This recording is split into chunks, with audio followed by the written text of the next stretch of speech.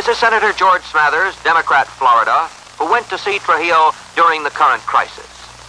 Do you think we should behave differently toward Trujillo than Castro? Well, I would say that there is this big difference. First, the Trujillo government, while a dictatorship and a cruel, tough dictatorship, it's always been a government that has been friendly to the United States. Now, with respect to Castro's government has, from the very start, evidenced it did not care to work with the United States. Actually, it was anti-United States. The many, many statements and speeches which Castro and his ministers have made, which are all anti-United States. Senator, what did Trujillo specifically tell you he would do to democratize the Dominican Republic?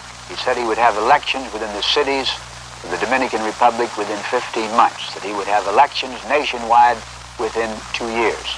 He further agreed that none of the Trujillos would run after I had told him that if they did, no matter what the actual outcome was, people would get the idea it was not an honest election. He said none of them would run. On top of that, he stated that he would invite all the exiles who were out of the country to come back and participate, that they could have a multi-party election. On top of that, he agreed that the OAS or some similar international organization could come in and should come in to supervise the election.